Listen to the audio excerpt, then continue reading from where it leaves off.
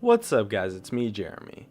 Playing off-meta champions can often come with quite a lot of advantages, and either way, it's super fun and can often bring some great results too.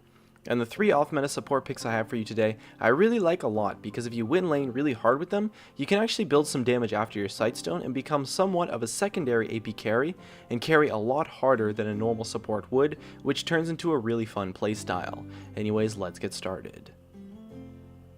The first off-meta support champion that is great in solo queue is Lux. Lux has a lot of really high range poke and crowd control, which in combo with her passive makes her laning phase quite strong. She has more than enough harass to be a lane bully, and with a super long range binding has some great pick potential as well. She's super squishy though and can be vulnerable to burst damage combos, so watch out for champions like Graves and Annie and anyone else who has some really good burst, especially at level 6 when they can potentially get the jump on you. In teamfights, she can do quite a bit of work with her crowd control and shield, as well as output some very relevant damage with her ultimate. The skill shots can be outplayed sometimes in lane, but in teamfights, kiting with her bindings tends to be fairly easy. If you pick up some kills, you can go for a pretty sweet AP build too, with the potential to one-shot a squishy target. Just make sure that you build a Sightstone.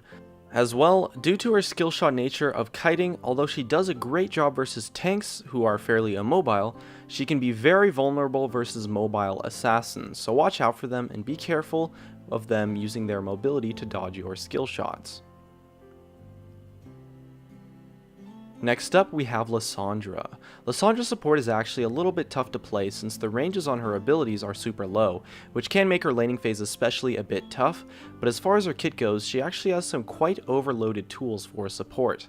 Having an area of effect slow and an area of effect root is quite powerful for kiting, and her ultimate is great for locking down a target to save your carry, or for a more aggressive play like to create a pick. Her teamfights are quite strong due to the large amount of crowd control in her kit, and her ultimate makes her mid-game really good since she can create picks quite easily with a point-and-click ultimate that combos well with her snare for about 2.5 to 3 seconds of point-and-click crowd control on a target. In addition, her lane isn't too bad once you hit level 6, since her ultimate tends to let you go for some burst combo all-in fights, so if you play her with a burst damage 80 carry, you can definitely come out on top in the laning phase.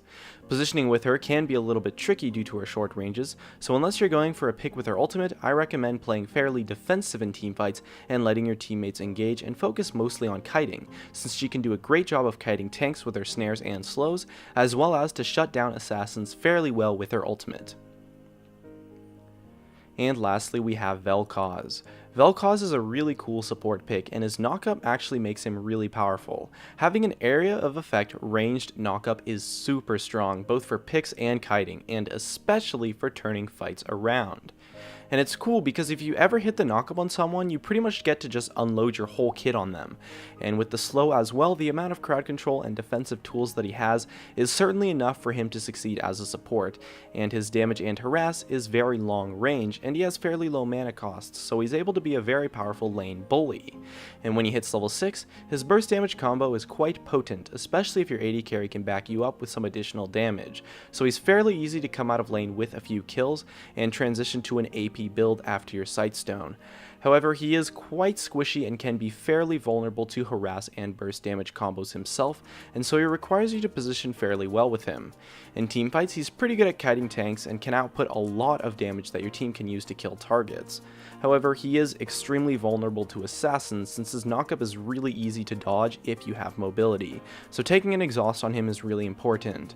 But if you get fed, you can actually kind of carry pretty hard since his utility is fairly useful, and if you can become a relevant damage threat, killing tanks with him as well as squishy targets is easy, and so kiting them out is not a problem for him at all.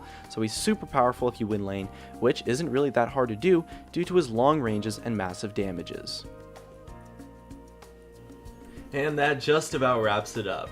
If you enjoyed the video, make sure to subscribe and hit that like button to support me. Thanks for watching, and I'll see you guys next time.